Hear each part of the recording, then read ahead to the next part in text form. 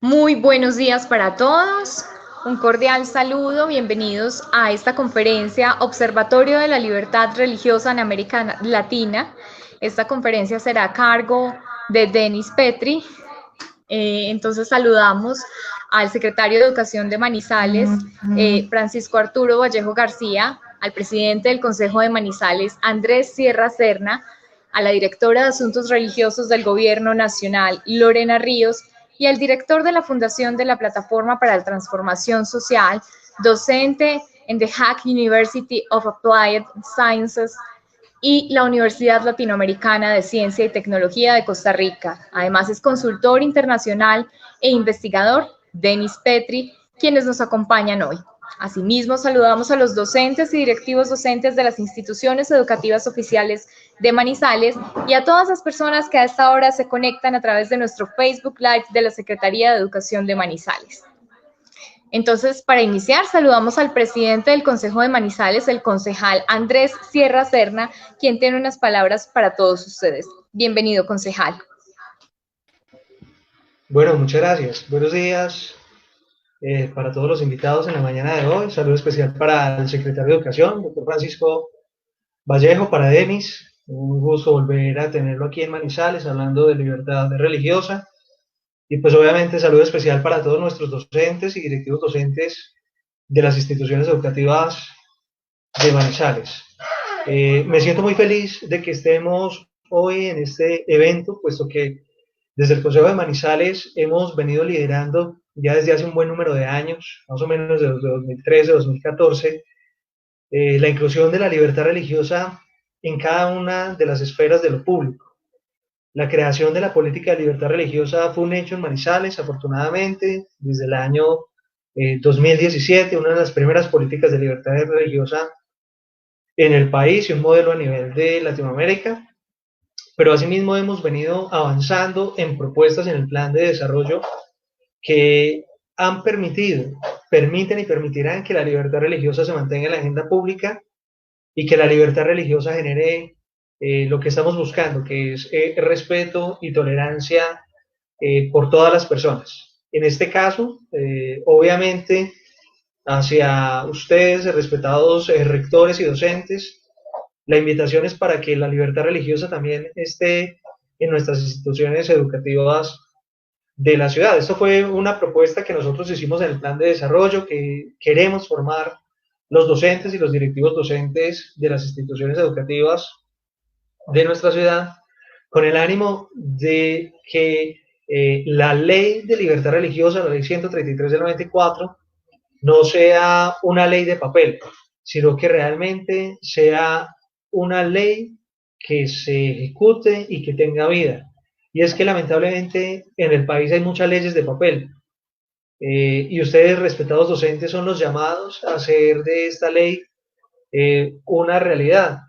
Y dirán, pero ¿por qué una ley de papel? Si en Colombia se respeta la libertad religiosa. No, Colombia lamentablemente es el único país de Latinoamérica que está en el top 50 de discriminación religiosa a nivel mundial. Es uno de los países del mundo y obviamente en Latinoamérica con el mayor índice de discriminación por asuntos religiosos.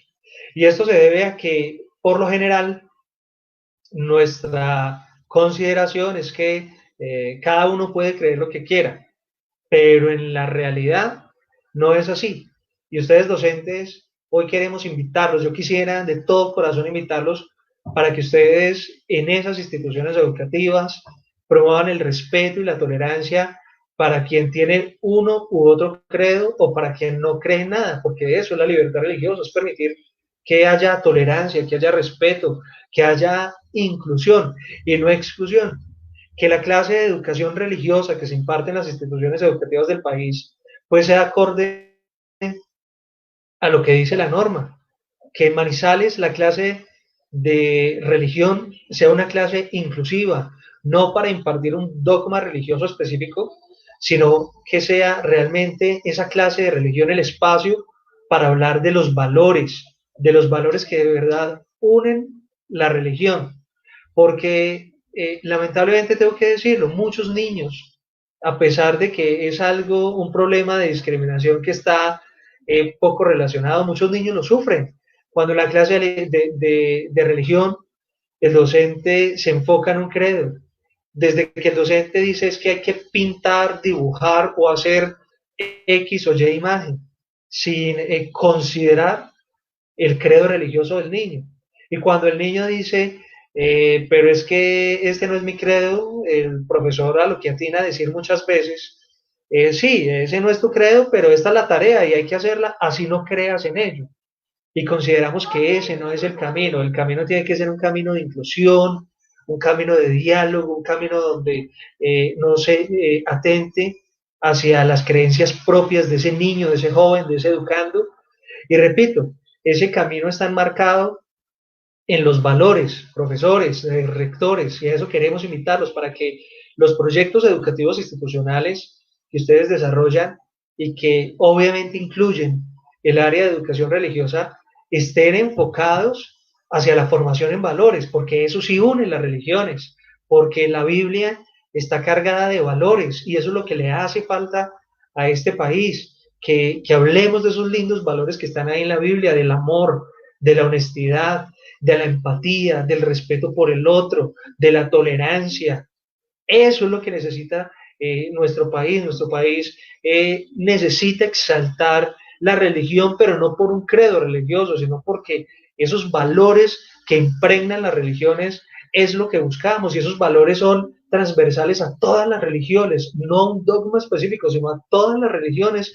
Esos valores son promovidos y eso quisiéramos invitarlos para que nuestra educación religiosa parta del principio de los valores y que ustedes, señores rectores, en las instituciones educativas promuevan este respeto y esta tolerancia. Yo realmente, pues solamente darles un saludo muy corto, muy sencillo. Realmente hoy van a estar en una conferencia muy interesante con el doctor Denis, pero sí decirles que desde el Consejo de Manizales cuenta con todo nuestro apoyo, con todo nuestro respaldo, que nosotros seguimos ahí de la mano de la Secretaría de Educación trabajando en todas las aristas de la educación en nuestra ciudad, porque vamos a hacer en Manizales cada día una ciudad del aprendizaje.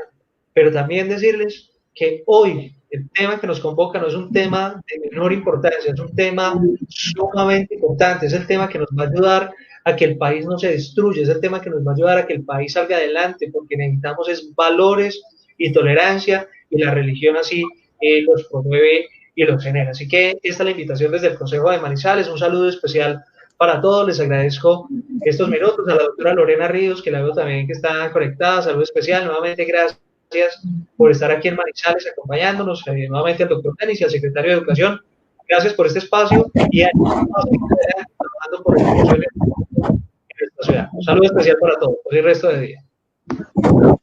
Muchas gracias, concejal, por esas palabras tan emotivas. Y antes de darle paso a nuestro secretario de Educación Municipal, Francisco Arturo Vallejo García, quiero recordarles que esta conferencia está dentro del marco de la campaña La Vida es Bella, una campaña de la Alcaldía de Manizales, en la que promovemos precisamente el autocuidado y todo el bienestar de las personas de Manizales, como parte esencial del respeto a la diversidad. Damos entonces la bienvenida al secretario de Educación de Manizales, Francisco Arturo Vallejo García, quien tiene unas palabras para todos ustedes. Bienvenido, secretario. Muchas gracias, Mónica. Un buen día para todos.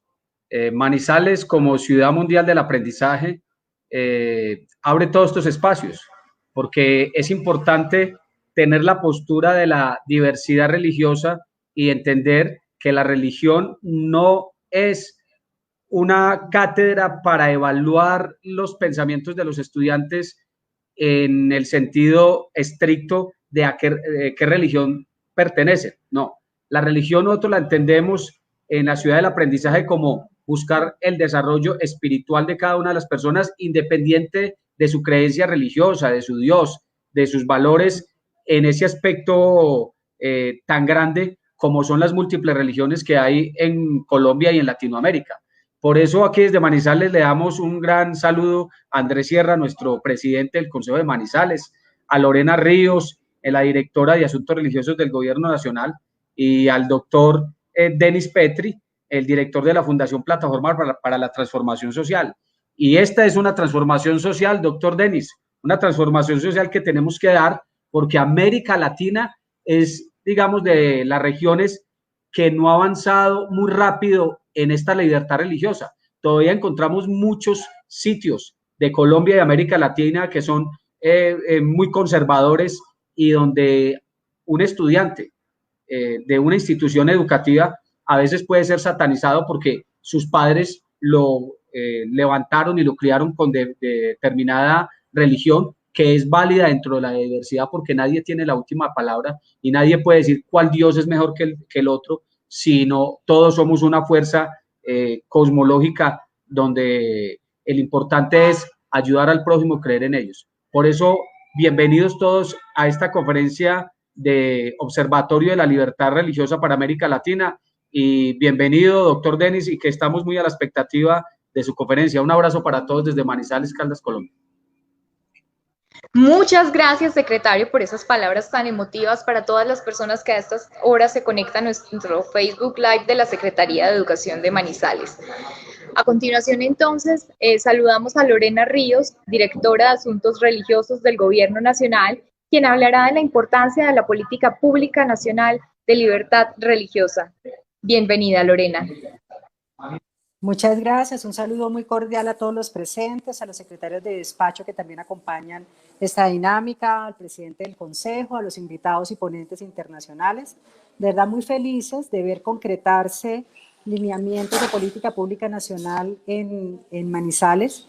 Ustedes saben que nuestra apuesta desde la libertad religiosa y en la garantía de la libertad religiosa ha sido el promover el pluralismo religioso, que también en las agendas de las distintas instancias, sean territoriales, nacionales e incluso la cooperación interreligiosa que podamos establecer, permita fortalecer el pluralismo y la diversidad religiosa, que es un derecho que tenemos en nuestra Constitución, en el bloque de constitucionalidad, en los tratados, en los mismos convenios que hemos hecho, y que ha sido una apuesta de los diferentes, no solo Plan Nacional de Desarrollo, sino planes de desarrollo territoriales. Nuestra apuesta, y llamémoslo lo que hemos nosotros visionado desde la Dirección de Asuntos Religiosos, es buscar que en todos los territorios del país el tema de la pluralidad religiosa, la garantía de este derecho de libertad religiosa esté presente y se visibilice en los programas, en los planes y en todas esas acciones estratégicas que están haciendo los diferentes territorios del país. Espacios como el de hoy, esta capacitación que van a tener ustedes como docentes, está enmarcado dentro ya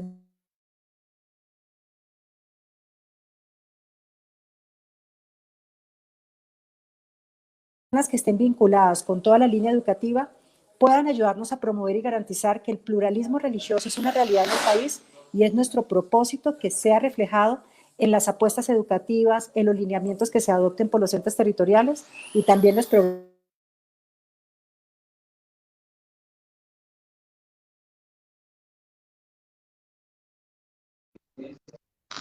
Bueno, al parecer tenemos una falla en la conexión de Lorena. Vamos a esperar que vuelva la señal. A ver si de pronto nos puede volver a acompañar al final del evento. Y mientras tanto, entonces le damos paso a Denis Petri. Denis Petri, como les contaba al inicio del evento, es director de la Fundación Plataforma para la Transformación Social. Además, es docente en Den Haag University of Applied Sciences de Países Bajos y de la Universidad Latinoamericana de Ciencia y Tecnología de Costa Rica, consultor internacional e investigador. Denis entonces nos ofrecerá la conferencia Observatorio de la Libertad Religiosa en América Latina. Bienvenido, Denis. Sí, muchísimas gracias. Es un verdadero placer, un privilegio, un honor estar aquí con ustedes. En esta ocasión les hablo desde Holanda. La última vez que estuve con mis amigos de Manizales estaba en Costa Rica. Pero siempre es un placer y me siento como un ciudadano más de Manizales, una ciudad que realmente he llegado a querer, que admiro mucho por su organización, por su dinamismo y también específicamente por su trabajo para la promoción y la materialización de la libertad religiosa. No he tenido la oportunidad de visitar a Manizales aún, espero que pronto sea posible, pero necesitamos que ya desaparezca esta pandemia del COVID-19 del planeta. Y y de hecho que es importante que desaparezca o que se solucione o que se encuentre la cura, porque pues no solamente es una enfermedad que genera muchos problemas y muchas víctimas, también tiene consecuencias económicas severas y tiene consecuencias políticas también. Y es en este aspecto también que veo que las restricciones sanitarias que se tomaron, las medidas que se tomaron para combatir los contagios, también ponen en peligro, eso es mi opinión, a la libertad religiosa.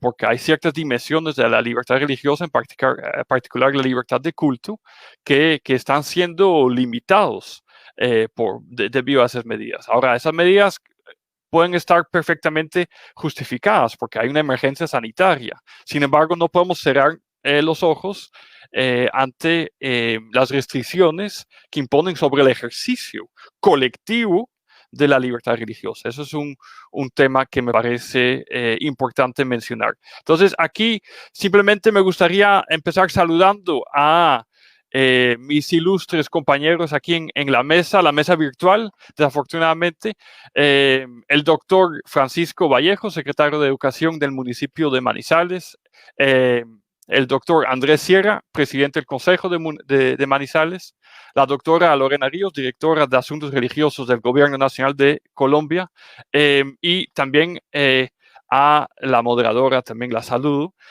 Y quiero extenderles un saludo muy especial a todos los docentes y los directivos docentes que nos acompañan, que me ilusiona mucho poder compartir con ustedes este momento. Me gustaría que esta sesión sea bastante interactiva, aprovechando los medios virtuales, y entonces me gustaría pedirle tal vez a la moderadora que vaya recopilando algunas preguntas, ¿no?, de los participantes, y dentro de unos 15 minutos tal vez haga una pausa para empezar a atender algunas de estas preguntas. Pero bueno, es un placer estar con ustedes, definitivamente, y también porque soy docente universitario, y sé la importancia de la educación, sé la importancia de la formación de jóvenes, y en ese sentido siento que realmente hay un trabajo muy importante que hacer. En materia también de la promoción de la libertad religiosa, porque un problema central relacionado con la promoción de la libertad religiosa es que percibo que si bien nuestras sociedades son cada vez más religiosas y hay cada vez más religiones, hay cada vez más personas que cambian de religión, que cambian de preferencia religiosa, también hay cada vez menos conocimiento de lo que es la religión y de lo que es el derecho a la libertad religiosa.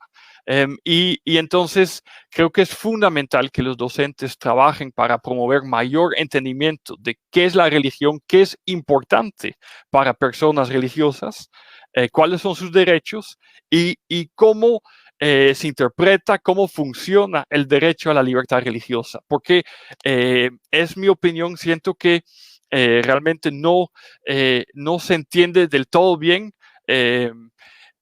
Claro que sí, en la alcaldía de Manizales sí, creo que lo han entendido muy bien, y por eso dije que soy un admirador, ¿no?, del trabajo que hace la alcaldía de Manizales en este tema. Pero generalizando un poco sobre Colombia y sobre América Latina, y sobre el mundo, de hecho percibo que hay una deficiencia de alfabetización, de conocimiento en materia de religión y de libertad religiosa. Así como se habla de alfabetización, porque los niños tienen que aprender a leer y a escribir, también hay todo un proceso importante que tiene que hacerse de alfabetización tecnológica, por ejemplo, de alfabetización financiera, pero también alfabetización en materia de libertad religiosa. Realmente creo que debemos poner ese tema en la agenda, para que también los futuros funcionarios públicos y los futuros profesionales puedan tomar en cuenta a la libertad religiosa en sus trabajos y entender por qué esto es tan importante. Entonces, les repito, estoy abierto a escuchar sus preguntas y me gustaría pedirle a la moderadora que me apoye con esto porque no voy a poder ver el chat. Pero bueno, aquí vamos entonces con esta capacitación para ustedes, los docentes. Entonces, represento una institución que se llama el Observatorio de Libertad Religiosa en América Latina. Ya lo dijeron, soy el director de la Fundación Plataforma para la Transformación Social, que es una fundación que tiene diferentes programas. Y uno de esos programas, de hecho el programa más importante, es el Observatorio de Libertad Religiosa en América Latina. Entonces, los datos y la información que les voy a presentar en esta sesión realmente se basan en toda la documentación que se ha obtenido desde el observatorio por parte de nuestros colaboradores. Entonces voy a pasar las diapositivas. Por favor, me avisan si no lo ven, si no ven las diapositivas. Entonces, en primer lugar, bueno, ya me presentaron, entonces eso creo que lo podemos pasar, pero bueno, soy mexicano-holandés, docente también, muy orgulloso de serlo.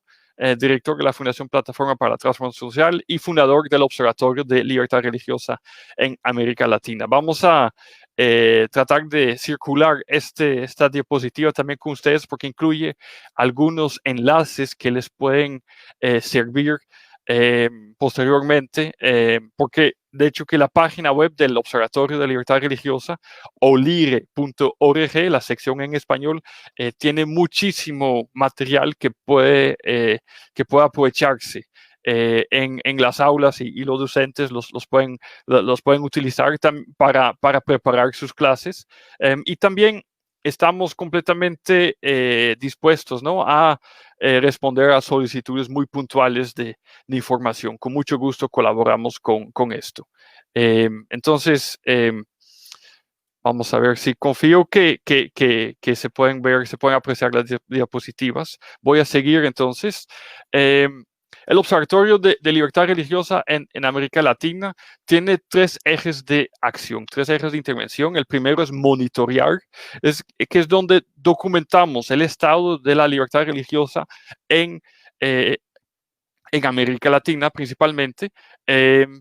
Y también lo hacemos en Colombia a diferentes niveles. Recientemente nuestra directora Teresa Flores arrancó con un proyecto de documentación localizada en el departamento del Meta, documentación de incidentes de violación de libertad religiosa y bueno, es un esfuerzo grande que estamos haciendo, pero también tenemos una base de datos de incidentes de violación a la libertad religiosa que es de acceso libre y que describe los principales incidentes, ¿no?, que suceden en la región y también en el país. Y con esto queremos contribuir a darle mayor visibilidad al tema de la libertad religiosa, para que ya nadie diga, bueno, pero cada quien es libre de creer en lo que quiere, como dijo el secretario, y pues por lo tanto hay libertad religiosa, porque la libertad religiosa es mucho más que eso, ya lo veremos, pero también la libertad religiosa es un tema que necesita tener mucha más visibilidad y por eso es tan importante que monitoreemos muy detalladamente todas las instancias de violación de ese derecho tan importante, porque si no se conoce, entonces se ignora, ¿verdad? Y entonces es por eso que el trabajo principal del Observatorio de Libertad Religiosa se encuentra en esta documentación y conectado con ello la visibilización. Bueno, el segundo eje del observatorio es el empoderamiento y es realmente ese tipo de capacitaciones, ¿no?, para promover esa alfabetización religiosa y bueno, realmente es una gran oportunidad para nosotros poder compartir con ustedes, docentes, del municipio de Manizales, y no sé si también más allá de Manizales. Pero bueno, entonces esto es lo que hacemos. También les aprovecho para mencionarles que estamos por lanzar un curso en línea sobre libertad religiosa que va realmente, toma como punto de partida lo que les voy a compartir hoy, pero que luego tiene muchos materiales de profundización. Bueno, y por último, también tenemos el eje de influenciar, que es realmente donde hacemos incidencia política, donde tratamos de influenciar en la toma de decisiones para que de algún modo se vayan implementando políticas públicas de promoción de la libertad religiosa, al igual que lo está haciendo la alcaldía de Manizales. Entonces, esos son los tres ejes de acción y estamos al servicio de ustedes, ¿no? Eso creo que es el mensaje principal que les quiero dejar hoy. Entonces, bueno, arrancamos. Bueno, aquí está, hay una foto de la página web del observatorio y el enlace olire.org en la sección en español, y si nos quieren contactar puede ser por correo electrónico info@olire.org o por medio de la página web. Ahí encuentran también nuestro contacto por WhatsApp y también existe un formulario para contactarnos. Estamos a sus órdenes, repito. Nuestra lógica es servicial, de apoyo, de fortalecimiento del trabajo que hacen ustedes los docentes, y desde esa perspectiva también intervenimos en esto. Bueno, entonces en esta ponencia vamos a empezar con un acercamiento conceptual a la libertad religiosa, algunos elementos teóricos. Luego vamos a dar un repaso global, un panorama global de la libertad religiosa. Global me refiero al mundo, ¿no? Y luego vamos a detallar un poco la realidad empírica de la libertad religiosa en Colombia para terminar con algunos apuntes finales sobre algunos puntos que me parecieron claves también compartir en esta ponencia. Entonces, empezando con la parte conceptual, nosotros manejamos una definición original y novedosa de la religión, porque nosotros consideramos que la religión no solamente es un sistema de creencias, como dice aquí. Eso es lo que la mayoría de las definiciones de la religión parten de esto, y la mayoría también de las políticas públicas de libertad religiosa, de las leyes de libertad religiosa, parten de esto, que la religión es un sistema de creencias y es algo que le da una identidad a sus seguidores, a sus creyentes. Y esto consideramos que es cierto, pero falta algo, hay algo más. Y este algo más es la variable del comportamiento, porque la religión no solamente es un sistema de creencias que tienen las personas, sino que influencian, incide en el comportamiento individual y colectivo de sus seguidores. Y es esta segunda parte que es muy importante a mi juicio, y que a menudo se ignora, porque realmente se tiende a ver a la religión como algo que da identidad. Entonces dice, Juanito es católico y Pedro es budista y Marcelo es musulmán. Pero realmente esto solamente se refiere a la identidad, pero la religión es mucho más, es algo que influencia nuestra forma de pensar y por ende nuestro comportamiento en sociedad, a nivel individual y colectivo. El comportamiento no es solamente de asistir a servicios religiosos, no, también es una cosmovisión que se traduce en hechos, en formas de concebir el mundo, en una ética sobre la educación, sobre el trabajo, sobre la familia. O sea, se traduce en conductas. Bueno, la religión es todo esto, es una identidad, pero también es una fuente de comportamiento. Entonces, resumido, la definición es lo que es: un sistema de creencias que influencia en el comportamiento individual y colectivo de sus seguidores. Bueno, perfecto. Y a partir de ahí se puede entonces identificar como un continuo de identidad y comportamiento religioso, que va desde la identidad religiosa hasta formas de comportamiento religioso más activos. La identidad religiosa es algo que es realmente muy pasiva, se refiere a la autoidentificación religiosa. Es cuando una persona dice, bueno, yo soy de la religión Hare Krishna, ¿verdad? Yo soy budista, yo soy evangélico. ¿Verdad? Eso es autoidentificación religiosa. Pero es algo muy pasivo, es algo que determina la identidad, pero no estamos hablando del comportamiento todavía. Luego hay unas categorías de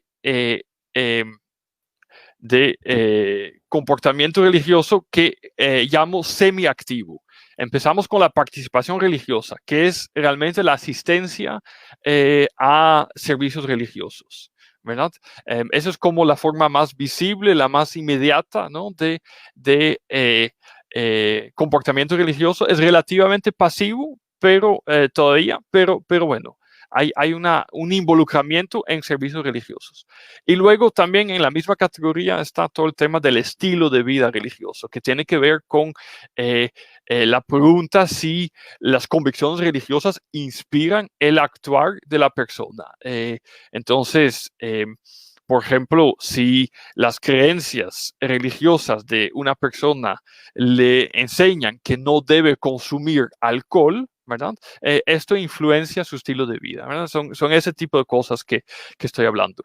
Y luego hay formas de comportamiento religioso que son muy activas, mucho más activas. Y hay dos grandes categorías. Primero, la actividad misionera. La actividad misionera es el hecho de salir activamente a ser conversos, que de hecho el derecho a la libertad religiosa protege ese derecho. Todos tenemos derecho a tratar de convencer, nunca de imponer, sin coerción, sin violencia, pero tenemos el derecho de compartir nuestra fe con otros. Y esto es lo que se llama actividad misionera, ¿verdad? Y luego está la participación cívica, que tiene que ver con el involucramiento en diferentes iniciativas públicas, tanto a nivel municipal como a nivel nacional.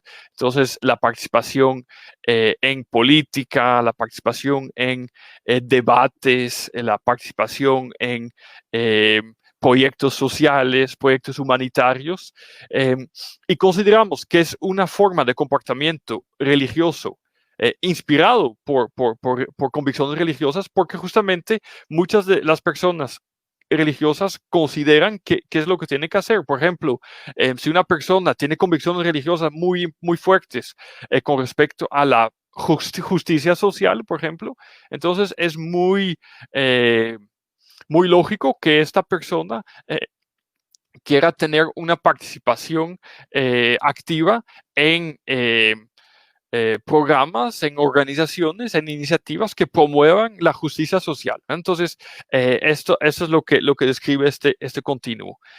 Y aquí hay algo muy interesante, y es que realmente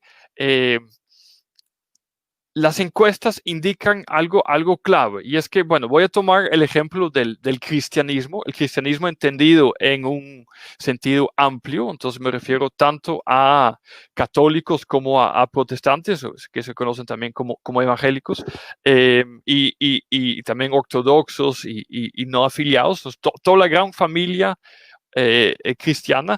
Bueno, vemos que en Colombia más del 95% de los colombianos se autoidentifican, se describen como cristianos, ¿verdad?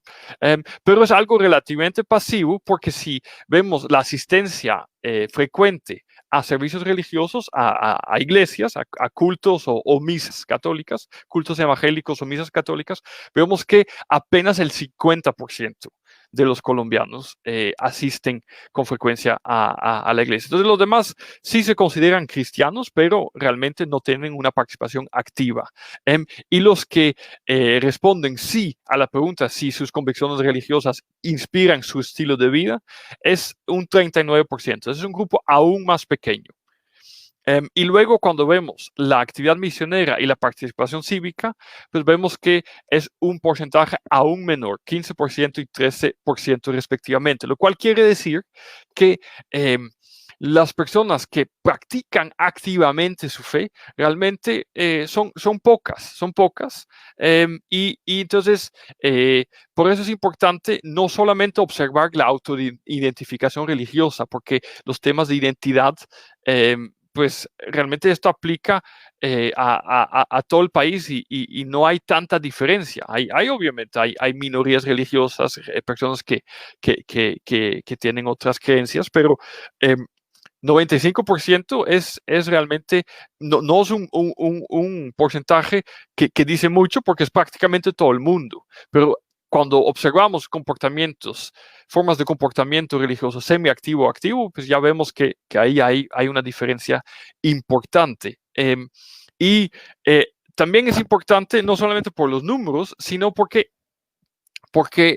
en las investigaciones que hemos desarrollado desde el Observatorio de Libertad Religiosa, vemos que la vulnerabilidad, el riesgo para las personas que practican activamente su fe aumenta. Entre más activo el comportamiento religioso, más riesgo tienen de sufrir violaciones a los derechos humanos. Y vamos a ver por qué, pero sí es algo muy importante y por eso no podemos ignorar esta parte. Entonces, ese grupo que está en el 15% y en el 13%, ese es el grupo más vulnerable, que sufre más violaciones a la libertad religiosa.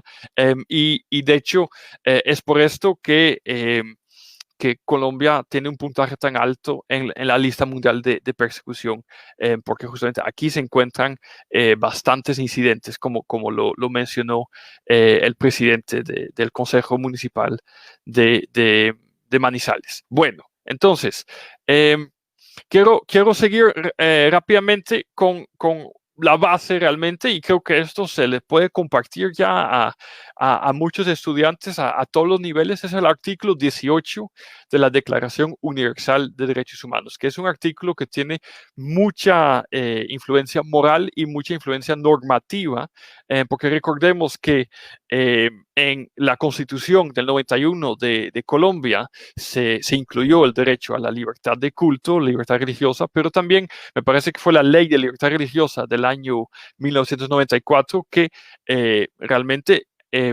transformó este artículo en legislación nacional. O sea, esto es ley colombiana, ¿verdad? Y entonces es lo que rige en el territorio colombiano. El problema realmente es la aplicación de la libertad religiosa. Ya lo hablamos, y en esto es muy importante promover esa alfabetización religiosa. Pero voy a leer el artículo 18, que, se ha dicho de paso, es un artículo que fue desarrollado cuando se fundó la Organización de las Naciones Unidas, ¿no? Después de la Segunda Guerra Mundial, y bueno, todas las naciones del mundo, naciones seculares, naciones cristianas, naciones musulmanas, todas las naciones del mundo se reunieron y decidieron, que se pusieron de acuerdo que esto es realmente un derecho fundamental. Entonces, esto no es una declaración que tiene un sesgo ideológico particular o religioso. No, es una declaración universal. Es decir, que hay un consenso en el mundo entero sobre la importancia de esta declaración. Y bueno, lo que le dice es que toda persona tiene derecho a la libertad de religión, libertad de pensamiento, de conciencia y de religión. Ese derecho incluye la libertad de cambiar de religión o de creencia, así como la libertad de manifestar su religión o su creencia individual y colectivamente, tanto en público como en privado, por la enseñanza, la práctica, el culto y la observancia. Bueno, hay mucho que decir sobre este derecho, pero quiero nada más atraer su atención sobre una cosa puntual, y es que es una definición, una interpretación muy amplia. Es decir, que la libertad religiosa es algo tan amplio que se refiere a muchas más cosas que simplemente la libertad de culto. Se refiere también a asuntos de conciencia, de pensamiento, a la posibilidad de cambiar de religión, la posibilidad de expresar, manifestar su religión, tanto a nivel individual o colectiva. Entonces hay las dos cosas, a nivel público como a nivel privado, ¿verdad? Y entonces y la observancia, todo eso tiene que ver, la práctica tiene que ver con el comportamiento. Entonces, todas esas dimensiones de la libertad religiosa aquí están contenidos. Y por la enseñanza también, que insisto en eso porque ustedes son docentes. Entonces, es totalmente legítimo enseñar religión a estudiantes, sin discriminar, sin imponer, pero es una forma de manifestar la religión, ¿verdad?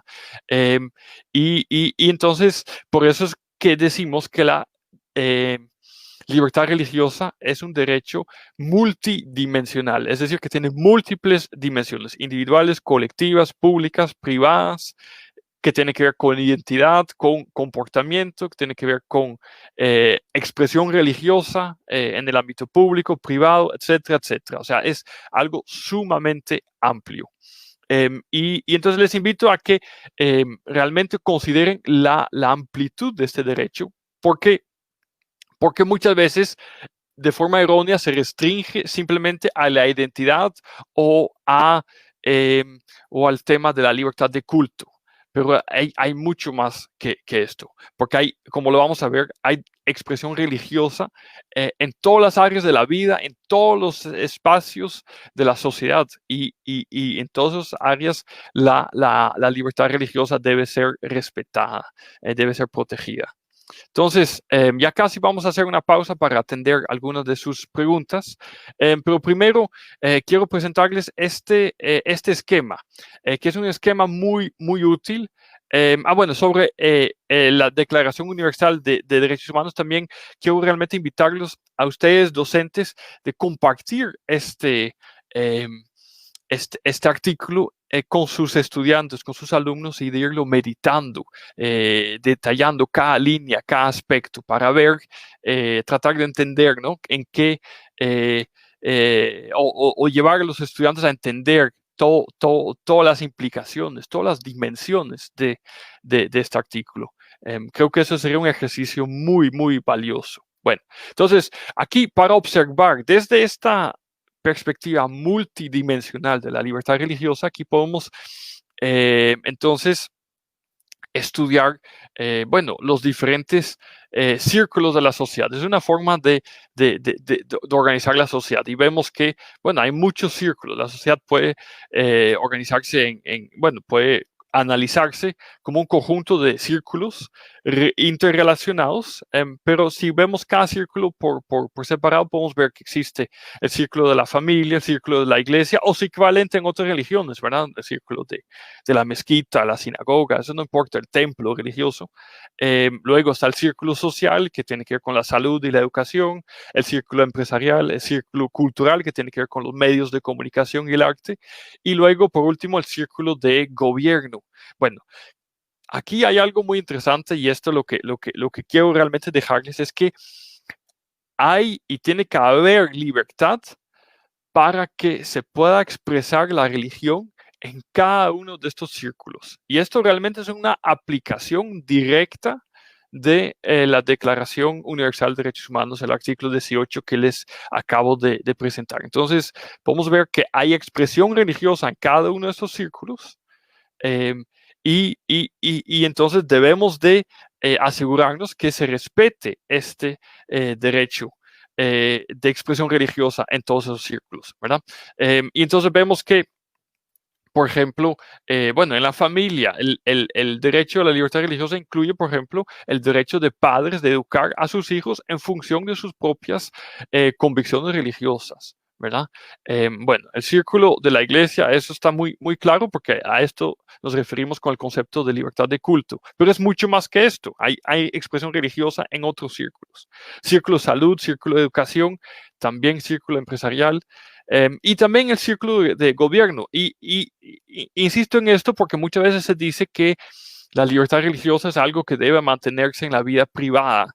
Bueno, primero, esto contradice el artículo 18 de la Declaración Universal de Derechos Humanos, pero segundo, no tiene ninguna lógica, porque ¿cómo puedes obligarle a alguien a dejar su religión en su casa, y cuando sale de la puerta de su casa y va a trabajar, va a la universidad, va a su empresa, a hacer lo que sea, ¿cómo puedes exigir que esa persona simplemente deje su religión de lado?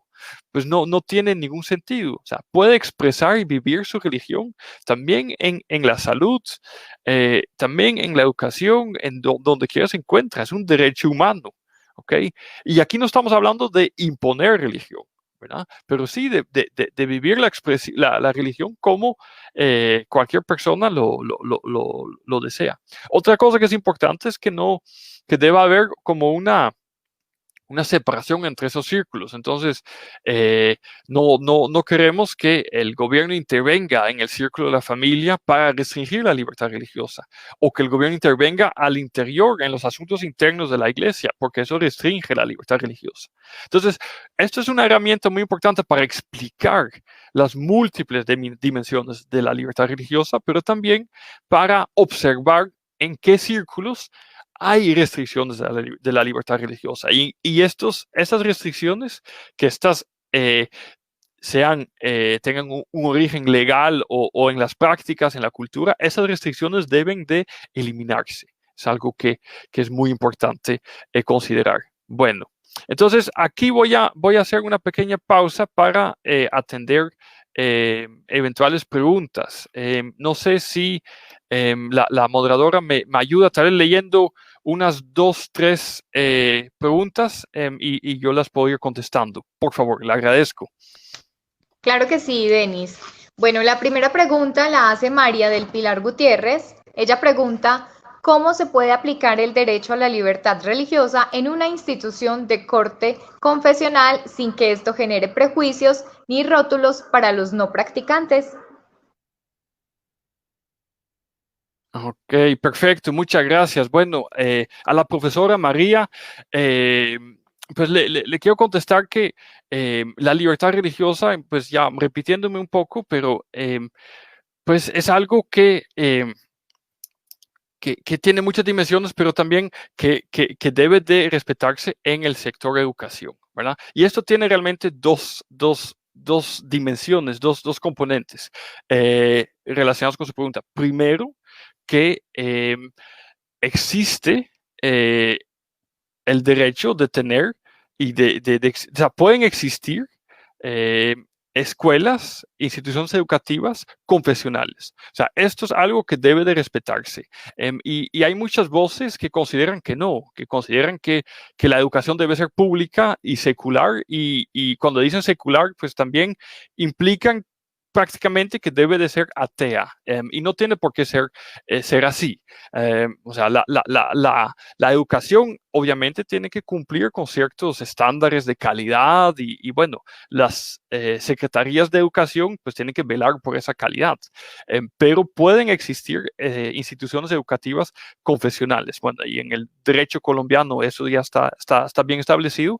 Hay muchas escuelas privadas, católicas, evangélicas y demás, pero deben de poder existir. Entonces, eso es un aspecto. Otro aspecto es que dentro de la institución educativa, pues tiene que haber un respeto para la libertad religiosa, independientemente de la identidad confesional de la institución educativa, porque la libertad religiosa, desde luego, no es que se pone entre paréntesis y que si se entra a una escuela, por ejemplo, católica, que entonces pues ya no se respeten ninguna de las otras religiones. Pues no puede ser así. Y creo que la respuesta está en justamente promover esa alfabetización religiosa, en explicar que cada persona, si un alumno judío que por alguna razón está inscrito en una escuela católica, pero quiere entrar, pues que se le respeten también las diferencias que tiene por su religión. Y eso es un tema simplemente de diálogo, de tratar de acomodar esas diferencias. Y el alumno va a saber que esta escuela tiene una identidad confesional clara, pero también pues debe de organizarse de tal forma para que no se sienta discriminado, no se sienta excluido. Y de hecho que se pueden hacer excepciones, ¿verdad? También a a ciertas materias. Entonces, por ejemplo, pues se puede negociar, ¿verdad? Y eso tiene que ser un diálogo entre los directivos de la institución educativa y los padres, que tal vez se puede sustituir la clase en este ejemplo, de educación católica por una clase de educación sobre las religiones o algo por el estilo. Pero todo es en diálogo. Creo que se puede acomodar de esta forma. Sí. Bueno, me gustaría escuchar otra pregunta, por favor. Gracias por su pregunta, profesora. Muchas gracias, Denis. Pregunta entonces Mario Moreno Parra, siendo las 11:55 de la mañana en hora colombiana. ¿No cree que la cátedra de religión debe salir como asignatura, entendiendo la libertad religiosa?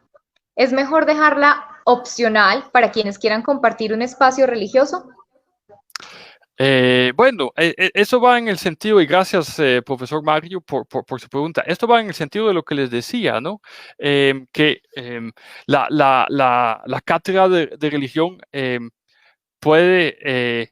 sí, a ver, yo no estoy opuesto a cátedras de religión. O sea, yo no tengo problema que existan. Creo que también es importante que existan esas cátedras para que estudiantes puedan aprender sobre una religión en particular.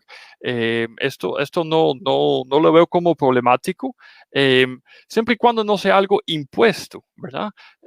Y que entonces haya como libertad, flexibilidad. Entonces, si un alumno es de otra religión y los padres no quieren que asista a la cátedra de religión, pues que se le brinde una opción alternativa, algo así, ¿verdad?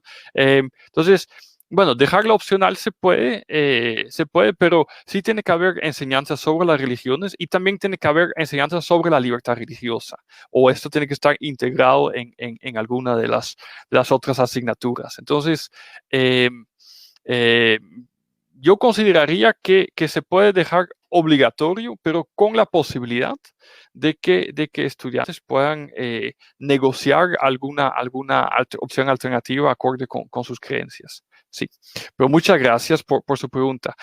Tal vez una tercera pregunta, aprovechando el tiempo. Claro, Denis. Pregunta Mélida Díaz. ¿Cómo manejar el fanatismo religioso de algunos padres? Sí. Bueno, profesora Mélida, muchas gracias por su pregunta también. Y sí, aquí hay bastantes retos que desde luego que tienen que atenderse. A mí me parece que em, todo se debe de resolver con el diálogo. Y aquí el reto de muchos maestros, muchos educadores, es que justamente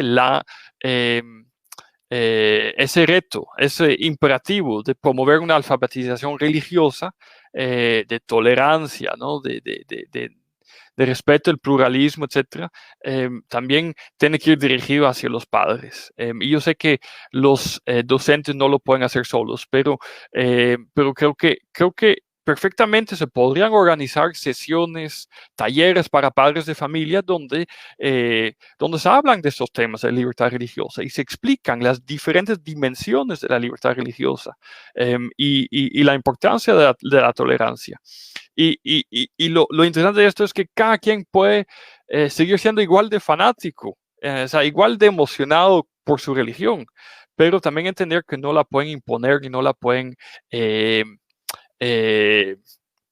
no pueden ser agresivos en su promoción de la libertad religiosa. Yo creo que la respuesta aquí realmente es el diálogo y la educación, la alfabetización religiosa de los padres, explicando las diferentes dimensiones de la libertad religiosa. Sí.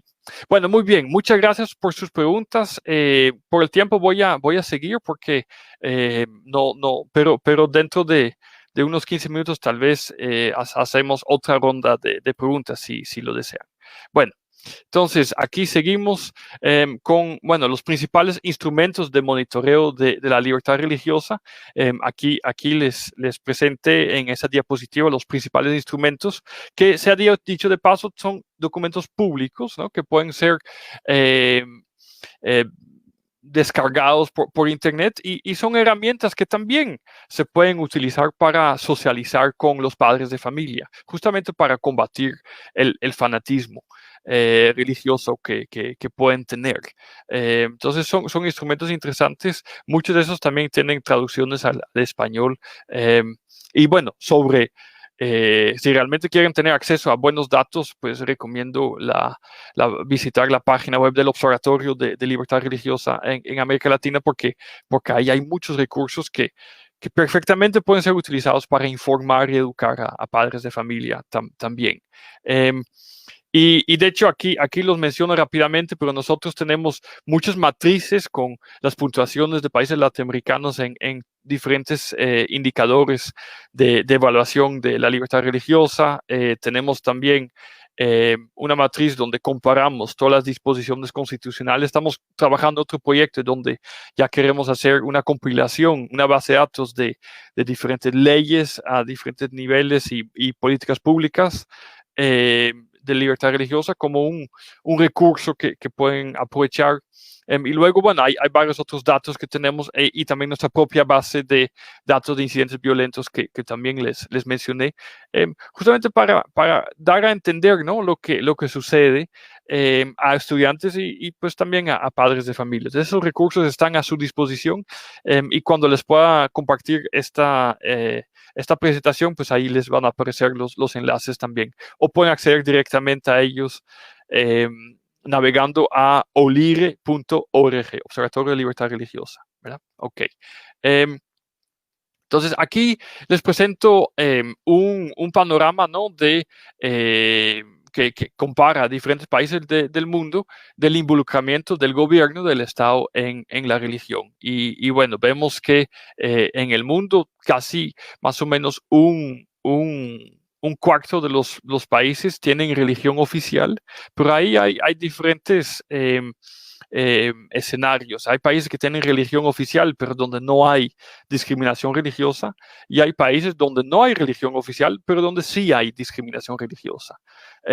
Y bueno, el caso de Colombia es interesante porque no hay religión oficial desde el año 91, la Constitución del 91, pero sí hay ciertas formas, ¿no?, de discriminación religiosa. Y las formas de discriminación religiosa pues son de tres tipos. Primero, apoyo a la religión mayoritaria, porque hay países donde el Estado realmente le da un apoyo monetario, un respaldo político a la religión mayoritaria, y esto obviamente fue el caso durante mucho tiempo en Colombia. Ya no lo es, o lo es mucho menos de lo que fue, pero bueno, puede haber cierto favoritismo de la religión mayoritaria, que es la católica, ¿no?, en Colombia, aunque esto ya se ha ido corrigiendo bastante. Luego hay formas de regulación religiosa, y esto aplica tanto a religiones mayoritarias como religiones minoritarias, y tiene que ver con todas estas cosas, sobre, bueno, qué es lo que se le permite, qué exigencias se le ponen para crear una nueva asociación religiosa, qué restricciones se les pone. Bueno, hay toda una serie de elementos y luego también hay formas de discriminación religiosa, pero ya de las religiones, de una o varias religiones minoritarias. Entonces, es cuando, por ejemplo, a cierto tipo de religiones no se les da la posibilidad de establecer un nuevo lugar de culto, o no se le da la misma exención de impuestos que otros, o ese tipo de cosas. Entonces, hay como muchas formas en el cual el gobierno se involucra o se puede involucrar en la religión, y es importante conocer estas formas, y bueno, donde estas formas generan favoritismo de la religión mayoritaria, o más bien discriminación de religiones minoritarias, irlas corrigiendo, ¿verdad? Irlas corrigiendo en el sentido de del artículo 18 de la Declaración Universal de Derechos Humanos. Bueno, entonces aquí podemos ver un mapa del mundo donde justamente se presenta esto y los países que tienen una religión oficial. Como pueden observar, muchos de los países que tienen religión oficial se encuentran en Medio Oriente y son países musulmanes. Pero no solamente, también hay ciertos países europeos y Argentina también que tienen religión oficial. Y bueno, algunos tienen leyes muy fuertes, ¿no? Que se oponen a la conversión religiosa. Por ejemplo, en Arabia Saudita una persona no puede cambiar de religión. Si nació como musulmán, tiene que seguir siendo musulmán, y si no genera, se le genera un montón de problemas. Pero hay otros países donde no es el caso. Por ejemplo, en Reino Unido hay una religión oficial, pero hay libertad, ¿no? Libertad religiosa. Aquí este mapa que utiliza datos del Pew Research Center, básicamente presenta datos parecidos y tiene que ver con restricciones que pone el gobierno sobre las religiones. Entonces, entre más oscuro, más restricciones. Y bueno, aquí pueden apreciar a Colombia, que realmente es un país donde no hay demasiadas restricciones sobre las religiones. Hay ciertamente unas cuantas, pero comparativamente no son tantas. Ahí no está el problema en Colombia. Se puede mejorar mucho el marco legal, se puede mejorar mucho el trabajo del gobierno, pero realmente ya considero que el gobierno colombiano está haciendo un trabajo muy bueno en materia de promoción del pluralismo religioso y de la protección del derecho a la libertad religiosa. Entonces, y de hecho los datos lo demuestran. No hay tantos problemas en el caso de Colombia desde la perspectiva de las restricciones gubernamentales. Ahora, si vemos todo el tema de las hostilidades sociales, es decir, actores no estatales, es decir, actores de la sociedad, ahí sí vemos que hay bastante más restricciones. Entre más oscuro el verde, más restricciones. Ahí Colombia, según estos datos, se encuentra como una posición intermedia. Entonces no está tan mal como otros países, pero sí hay serios problemas y pues vamos a hablar de esto en un instante. Y bueno, esta es la base de datos de persecución, la lista de persecución de cristianos, nuevamente, cristianos en su sentido amplio, católicos y evangélicos, y a la que se refería el presidente Andrés Sierra. Y podemos ver aquí que Colombia está en el top 50, ¿no?, de los países donde hay más persecución de cristianos. Y esto prácticamente no se debe a restricciones de gobierno, sino más que todo por una serie de hostilidades que provienen de la misma sociedad. Eso es lo que podemos observar aquí. Algo que es muy interesante es que esta lista mundial de persecución hace una distinción entre violencia física y discriminación y presión. Y lo que podemos observar es que realmente en Colombia también la presión, la discriminación, tanto de la sociedad como del gobierno, es relativamente baja. Hay instancias donde es más alta, pero es relativamente baja. Pero lo que sí hay es mucha violencia, y eso explica en gran medida el alto puntaje de Colombia en esa lista. Entonces, aquí aprendimos varias cosas sobre Colombia. Primero, que a nivel del mundo, Colombia tiene relativamente pocas restricciones en materia de libertad religiosa que provienen del gobierno. Desde la Constitución del 91, realmente, eso fue un cambio radical. Entonces, hay muy poca restricción que viene del gobierno, y hay muy poca restricción que tiene que ver con discriminación, con presión, aunque sí existe, pero muy poco, relativamente poco. ¿De dónde vienen los problemas? Realmente tienen que ver con violencia física en contra de ciertos comportamientos religiosos, y vienen de actores no estatales y principalmente actores al margen de la ley. Entonces, eso es lo que aprendimos sobre Colombia. Son unos mapas muy interesantes que también sirven mucho para explicar lo que está sucediendo. Entonces, vamos por detallar un poco las principales fuentes de la libertad, de violación de la libertad religiosa en Colombia. Hay tres principalmente. La primera es la regulación de la religión por el crimen organizado.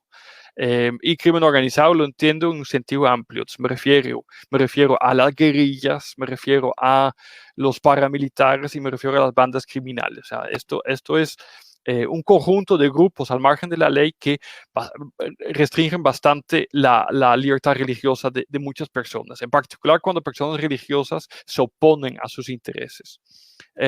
Luego, podemos observar que hay bastante hostilidad hacia la conversión religiosa en comunidades indígenas. Ese es otro tema muy importante que vemos. Todo el sistema político colombiano está diseñado para preservar los derechos de autodeterminación de las comunidades indígenas y le da entonces también amplia autonomía política a los resguardos indígenas y creo que eso es algo muy bueno, muy valioso. Sin embargo, al interior de las comunidades indígenas sí se dan problemas cuando personas quieren convertirse a otra religión y ese es un tema importante. Esos dos temas juntos realmente son los que contribuyen a incrementar el puntaje, ¿no?, de Colombia en los índices de libertad religiosa. Y por último, también hay ciertas restricciones a la expresión religiosa porque hay cierto anticlericalismo en la sociedad, es decir, que hay cierto rechazo de la religión. Y no me refiero tanto al gobierno nacional de Colombia, desde luego que no, porque se tiene ahí a la doctora Lorena Ríos, que es una persona muy capaz y una aliada, ¿no?, para la promoción de la libertad religiosa, pero a nivel de la sociedad colombiana, los medios de comunicación, las universidades, hay cierta incomodidad y cierto rechazo, ¿no?, de expresiones religiosas. Entonces, quería mencionar estas principales fuentes de la libertad religiosa y voy a hacer una pausa nuevamente para contestar un par de preguntas. Por favor, me encantaría escucharlos.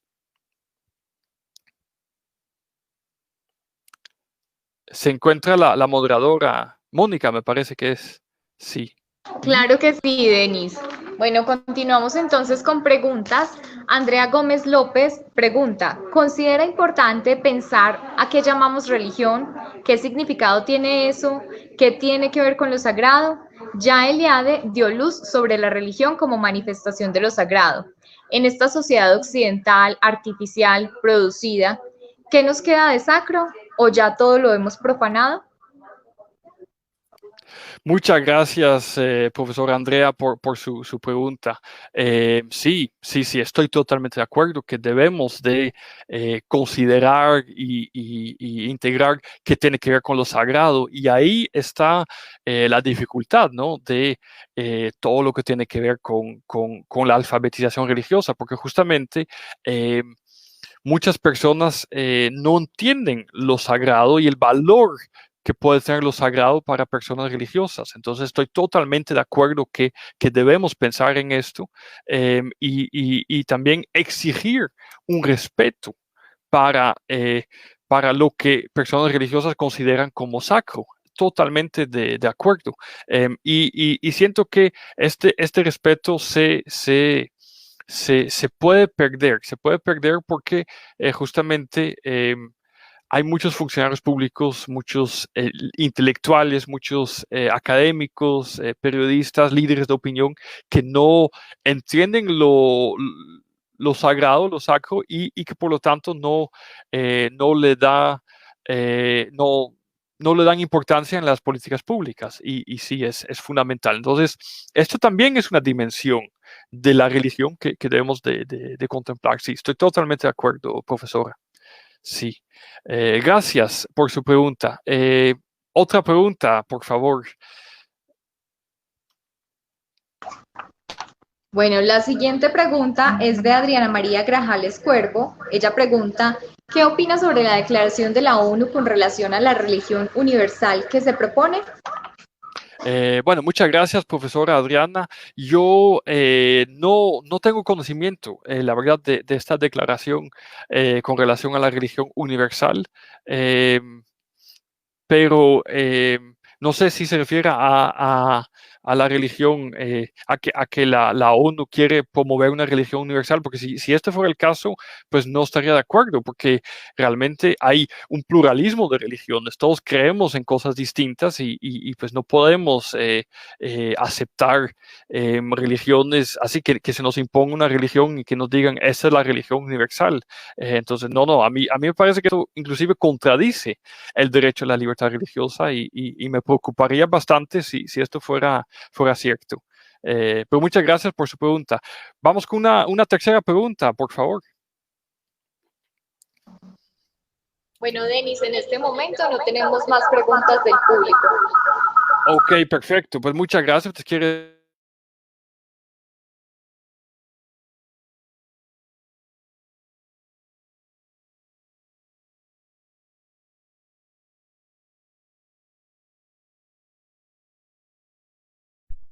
Denis, en este momento no te estamos escuchando. Se te fue el audio. Aquí estoy de nuevo. Sí, ¿me escuchan? Ahora sí. Sí, perfecto. Bueno, muchas gracias. No, les decía que si no hay más preguntas, pues voy a seguir. Quiere decir que todo quedó bastante claro, pero por favor piensen en preguntas que me quieran hacer porque realmente mi anhelo es poder ayudarles y acompañarles de la mejor forma, ¿no? Y bueno, no duden también, les reitero mi invitación de hacerme llegar otras preguntas más adelante también, ¿verdad? Estoy a sus órdenes. Entonces, bueno, vamos a repasar brevemente esas principales fuentes de violación de la libertad religiosa en Colombia. Bueno, el primero tiene que ver con la regulación de la religión por el crimen organizado y bueno, como les mencionaba, pues eso tiene que ver con, aquí son imágenes de México, por cierto, pero bueno, también se da bastante en México, sobre todo por parte de la guerrilla. Anteriormente ya la guerrilla ya no existe como tal, pero lo que quedó y las bandas criminales y también el otro lado, los paramilitares, pues también han históricamente y siguen limitando la libertad religiosa de muchas personas, en especial cuando una persona por sus convicciones religiosas se opone, ¿no?, al crimen organizado. Se opone al crimen organizado y entonces eso les genera cierto riesgo y bueno, cualquier obstáculo, porque así funciona el crimen organizado, cualquier obstáculo, cualquier cosa que va en contra de sus intereses está siendo eliminado. Y bueno, muchas veces no se entiende por qué el crimen organizado tiene una relación con la religión, pero veámoslo así como un tema muy claro. Si ven que, por ejemplo, un educador, eh, por ejemplo, en una escuela confesional, está compartiendo valores a sus alumnos, y esos valores incluyen, por ejemplo, la advertencia de mantenerse alejados de las drogas, pues esto va en contra, ¿no?, de los intereses del crimen organizado y entonces esos educadores pueden sufrir represalias. Lo mismo si lo hacen pastores o sacerdotes, en especial aquellos que denuncian activamente a la guerrilla, a los paramilitares, aquellos que hacen un trabajo de promoción de los derechos humanos. Y lo hacen a partir de sus convicciones religiosas, pues pueden sufrir represalias. Y hay un caso reciente, ¿no?, que también conocen seguramente. El sacerdote Raúl Media fue amenazado de muerte y expulsado de su ciudad en Antioquía, porque justamente recibió amenazas de muerte de parte de grupos criminales. Entonces, aquí hay un claro ejemplo donde un ministro de culto, un sacerdote, no puede ejercer su trabajo porque sufre amenazas de parte del crimen organizado. Y es realmente porque esos grupos criminales no quieren o les incomoda, ¿no?, el trabajo que hace ese sacerdote. Entonces, aquí vemos una clara violación de la libertad religiosa de parte de los grupos criminales. Y bueno, hay muchos más ejemplos en nuestra base de datos y desafortunadamente esto es algo que sucede. Luego vamos por el tema de las violaciones de la libertad religiosa en comunidades indígenas. Eso es otro tema que ya les precisé anteriormente. Vamos con algunos ejemplos recientes de Colombia. Creo que esto nos puede ayudar, pero por ejemplo, el caso de la gobernadora indígena Cristina Bautista, que fue asesinada en el Cauca. Ella pertenecía a la Iglesia Pentecostal Unida, es decir, una denominación evangélica, y fue asesinada con otros líderes sociales porque justamente facciones criminales en el área pues no estaban de acuerdo con su mensaje de paz y de lucha contra la violencia. O sea, aquí hay otro caso, ¿no?, de una violación de la libertad religiosa que tiene que ver con comportamiento activo inspirado en convicciones religiosas, y esta vez combina un poco las dos cosas. Facciones, grupos criminales, pero también en un contexto indígena. Entonces, aquí también hay un ejemplo claro de esto. Y luego aquí un caso reciente, ¿no?, de una mujer indígena cristiana que fue acosada sexualmente debido a su fe, debo decir, porque la comunidad amenazó con obligarla a casarse con un miembro de la comunidad indígena, justamente para que ella retornara, ¿no?, para obligarla a regresar a las prácticas sincréticas de su comunidad. Y bueno, cuando lo rechazó, pues fue acosada sexualmente. Entonces, aquí también hay otro ejemplo más, y bueno, hay muchos ejemplos, desafortunadamente, pero espero que les sirva de ilustración, ¿no?, para entender de lo que estoy hablando. Voy a pasar esta diapositiva y voy ahora a hablarles un poquito acerca de la oposición a la participación de organizaciones confesionales en el ámbito público. Entonces aquí nos salimos de las zonas rurales, de las zonas donde operan las bandas criminales, donde están las comunidades indígenas, y vamos al contexto urbano, ¿no?, de las ciudades, y vemos y les mencioné eso anteriormente, que hay cada vez más rechazo en los medios de comunicación, entre ciertos sectores políticos, hacia la participación en política y en el debate público de organizaciones religiosas, de organizaciones confesionales. Y bueno, vemos muchos actos de vandalismo, primero que todo, a iglesias por parte de grupos feministas, de activistas, que promueven los derechos sexuales, etcétera, que tienen un mensaje legítimo. Hay libertad de expresión, pero luego expresan su mensaje de una forma muy agresiva, violando y vandalizando a iglesias, que realmente son espacios que muchas personas consideran como sagrados, ¿verdad? Y entonces aquí podemos ver algunos ejemplos, ¿no?, de vandalismo de iglesias. Bueno, esto es algo claro que podemos observar, y combinado con esto, también ese rechazo hacia la participación en política de partidos cristianos, de candidatos cristianos, como si no tuvieran el derecho de expresarse. Y aquí no estamos hablando de una imposición del cristianismo sobre el resto de la sociedad, sino de personas que se inspiran en sus convicciones cristianas y quieren hacer política. Yo personalmente no veo por qué debería de restringirse esa participación política. Y si realmente no te gusta, es lo que tengo ganas de decirles, bueno, entonces no votes por ellos, pero no podemos negarles la participación, el derecho de participar en política, ¿verdad?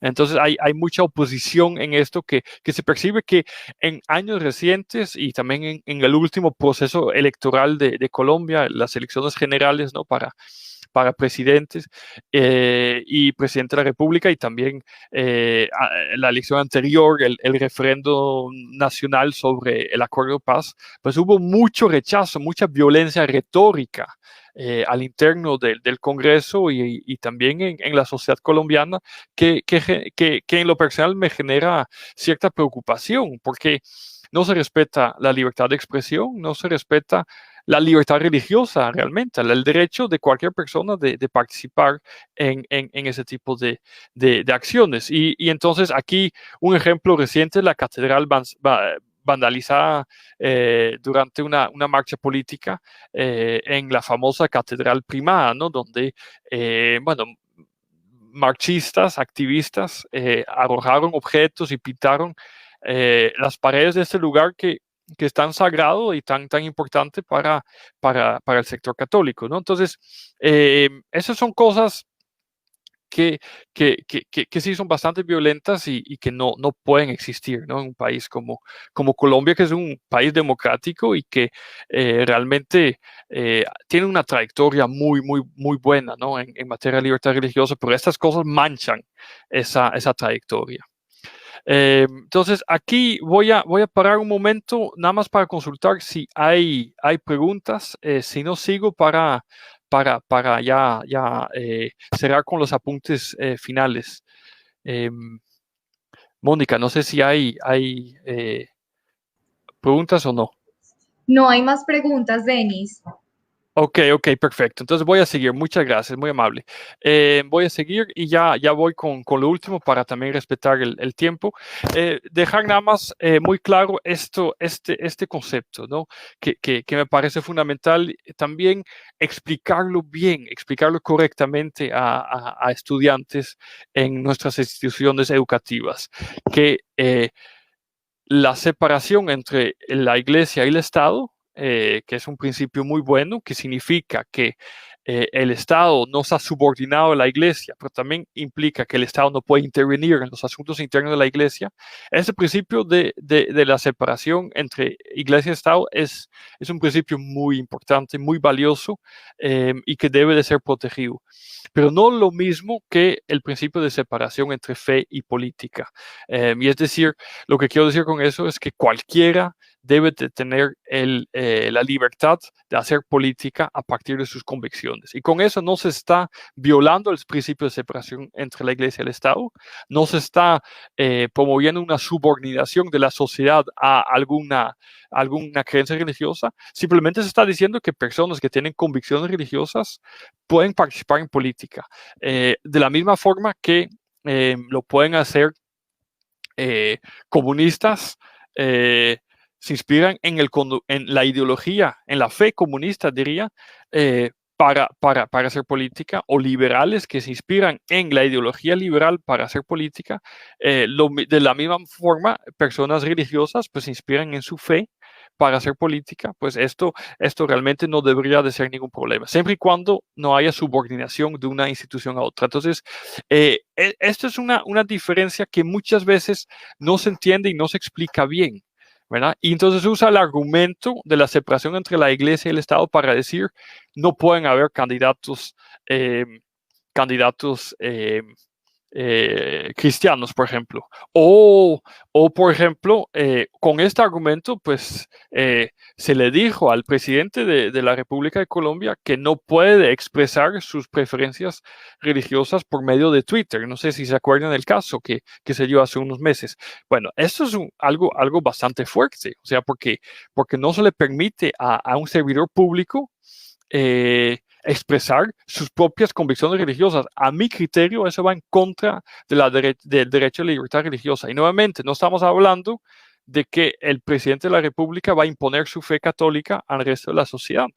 Pero él como individuo, como ciudadano, tiene derecho a tener su creencia y a mí me parece un absurdo realmente que se le prohíba expresarla públicamente, que se le diga que solamente pueda expresar su fe en privado, porque la fe, la libertad religiosa, el derecho, el artículo 18 de la Declaración Universal de Derechos Humanos, realmente tiene ese sentido que protege la expresión privada y pública de la libertad religiosa. Entonces, aquí creo que los jueces colombianos hicieron un error muy grave y bueno, esto es la opinión que les comparto, pero más que todo, conceptualmente les invito a entender esa diferencia entre la separación entre la iglesia y el Estado y la separación entre la fe y la política. Entonces, separación entre iglesia y Estado sí, es muy importante. Tiene que haber una distancia entre ambas instituciones,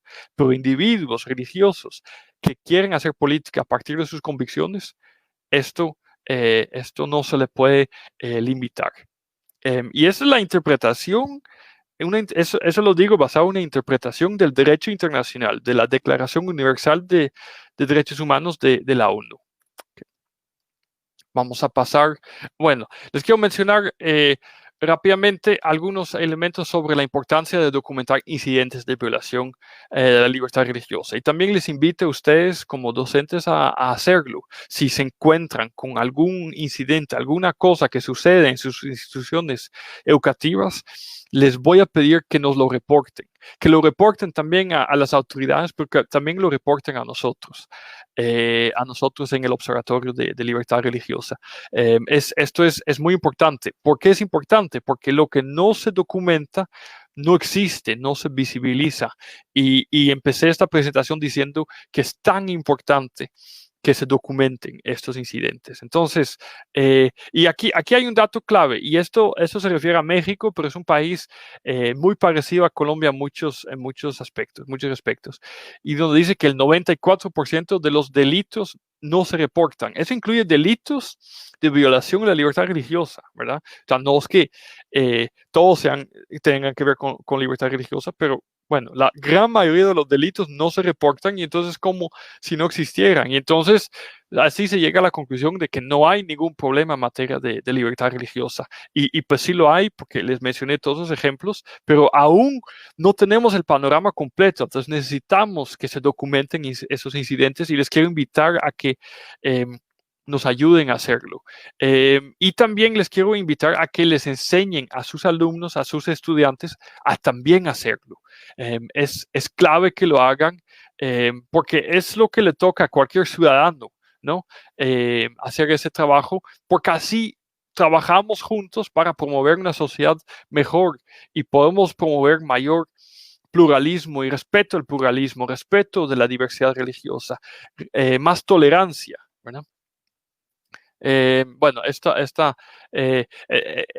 aquí simplemente lo que les quiero dejar claro es que justamente cuando no se documentan incidentes, entonces se invisibiliza la problemática y luego no permite adoptar medidas que sean necesarias para dar respuesta efectiva a este fenómeno, ¿verdad? Entonces, es por eso que hay que documentar violaciones de los derechos humanos, porque se invisibiliza el fenómeno y luego no hay respuesta.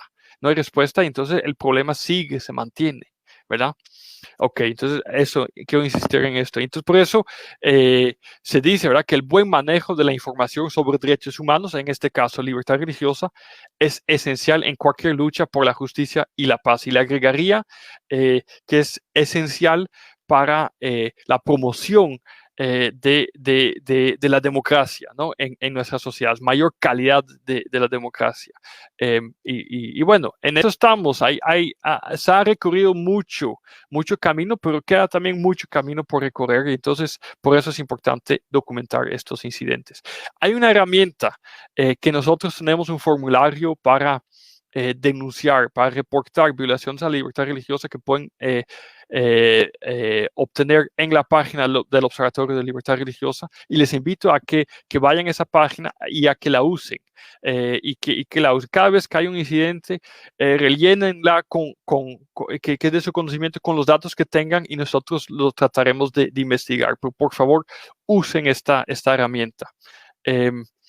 Bueno, Y luego les hablé mucho de la necesidad de entender las múltiples dimensiones de la libertad religiosa, y quiero enfatizar en esto una vez más, que es importante tener un enfoque amplio de la libertad religiosa, también a la hora de documentar incidentes, para que tengan un enfoque amplio de la libertad religiosa, porque si no hay muchos elementos que simplemente no se toman en cuenta, que se ignoran, y entonces eso contribuye a que se siga manteniendo invisible el fenómeno. Entonces, recapitulando, también volviendo sobre mi definición amplia, ¿no?, de lo que es religión como identidad y comportamiento, tenemos que considerar todas las violaciones que resultan no solamente de identidad religiosa o rechazo a ciertas identidades religiosas, sino violaciones que resultan de comportamiento inspirado por esas convicciones religiosas. Y creo que hay que enfatizar mucho en esa segunda parte, porque no se hace lo suficiente. Luego, hay que considerar el rol de actores estatales y no estatales para restringir la libertad religiosa. Bueno, los actores estatales realmente considero que en Colombia están haciendo un buen trabajo. La Secretaría de Asuntos Religiosos del Gobierno Nacional, todo el esfuerzo en el municipio de Manizales, en otros municipios, es muy positivo.